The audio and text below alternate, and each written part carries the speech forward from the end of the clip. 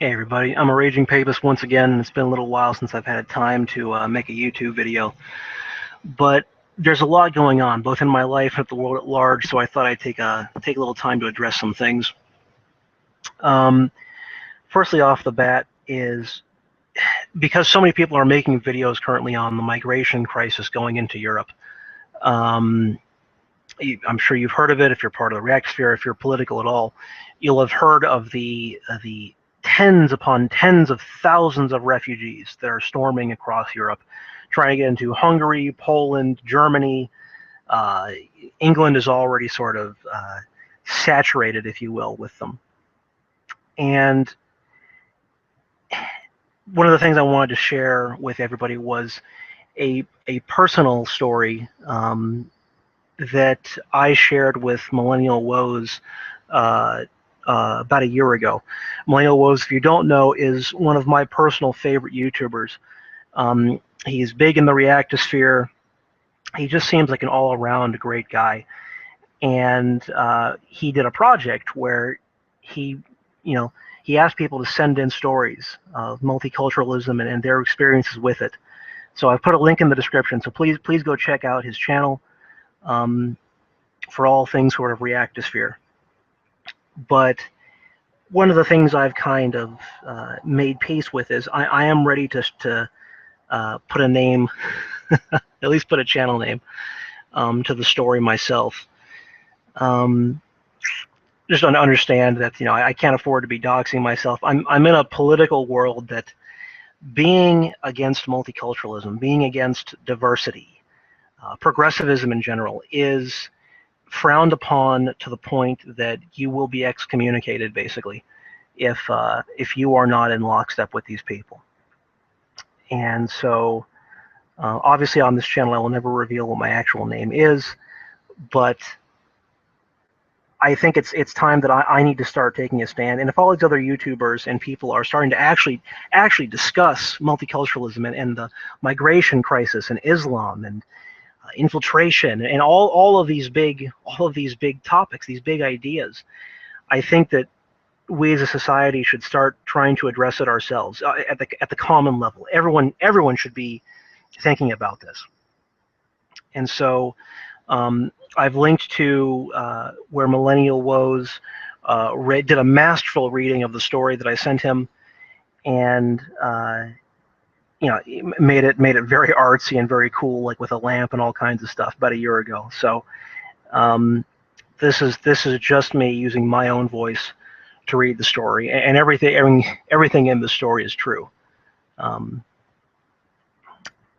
So here it goes, and you'll see I reveal a little bit about my soul and what I think the Western soul encapsulates, what it means to be a Westerner in this story.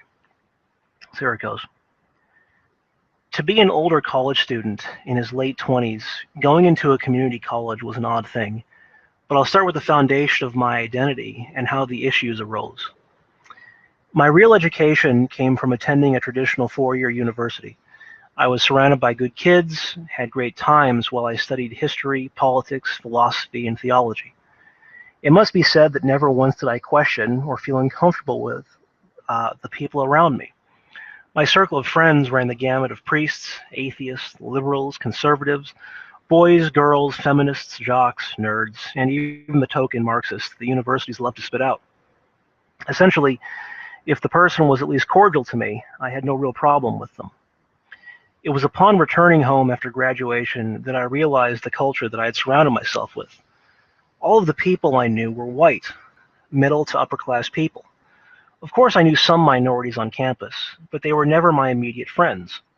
All the classes that I had enjoyed studying were Western in nature. The American Revolution, the American Civil War, the World Wars, the Crusades, the Roman Empire. All were aspects of history that directly related to me and what wove the fabric of who I am. Reading St. Thomas Aquinas, St. Augustine, and other saints shaped my theology.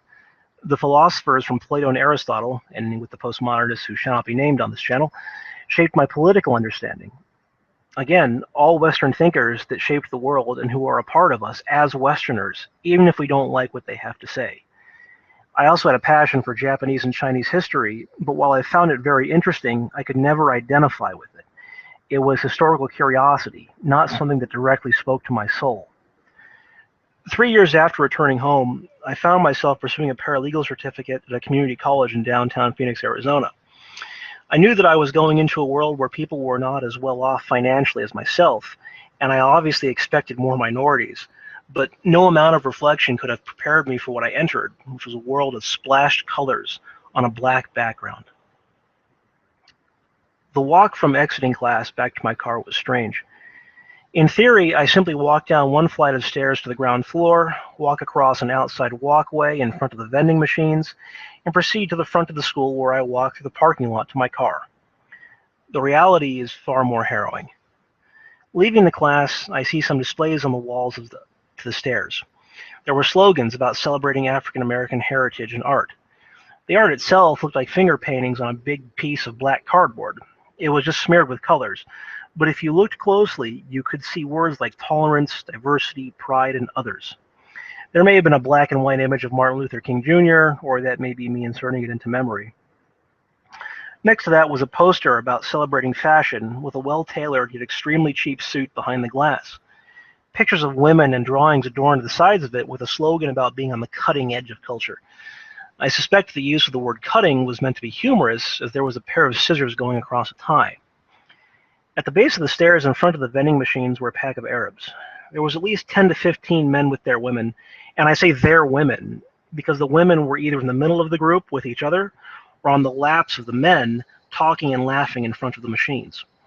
All of the women were wearing some form of headscarf, and at least one or two were white. The language used was a loud and boisterous Arabic that eerily seemed to quiet as I approached to move through them, their eyes looking up at me with an emotion that I couldn't gauge. I did have to admit that their hesitation did make me smile, as I was wearing a black t-shirt with a bright red and gold Jerusalem cross on my left breast.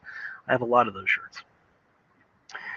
Finally, emerging onto the quad in front of the parking lot, I hear the shouting of obscenities. I turn to see a rather heavy-set black woman screaming into her cell phone, her belly proudly on display in a t-shirt that was, well, would have been considered tight several sizes ago.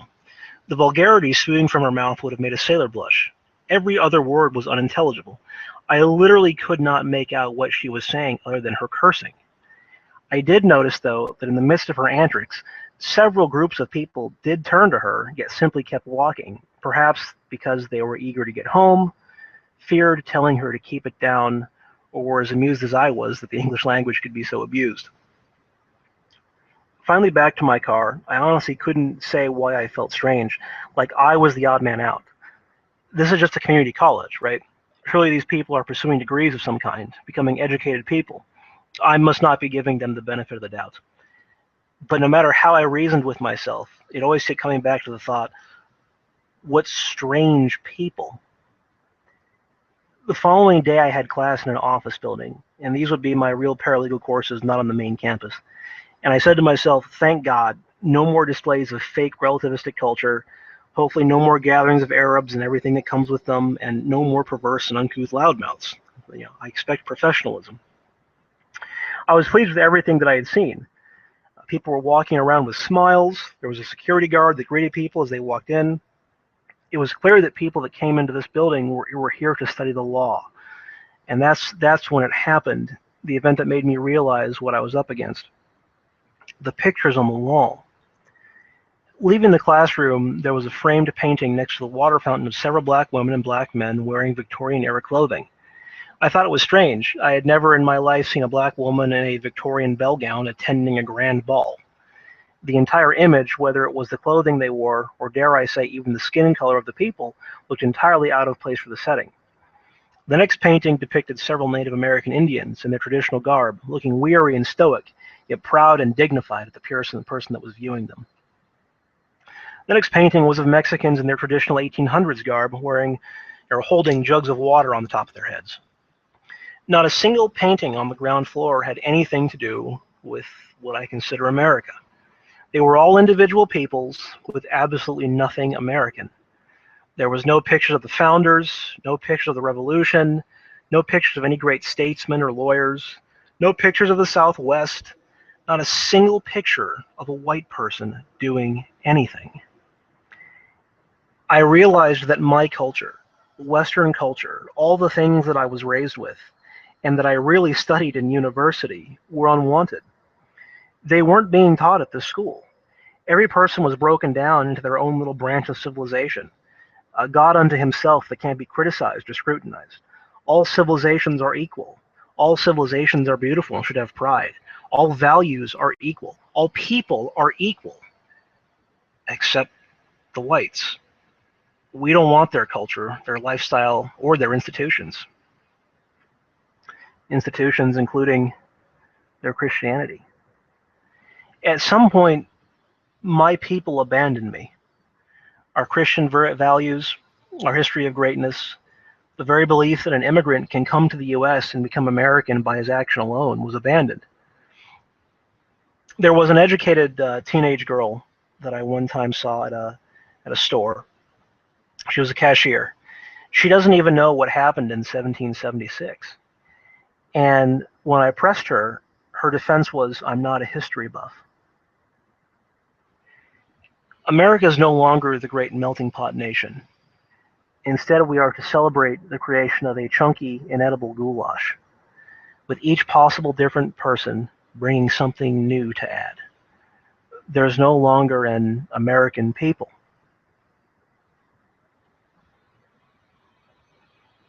And that was my experience.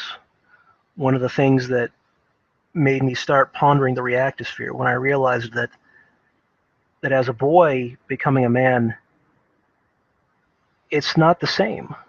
We aren't Christendom anymore. We aren't the West anymore.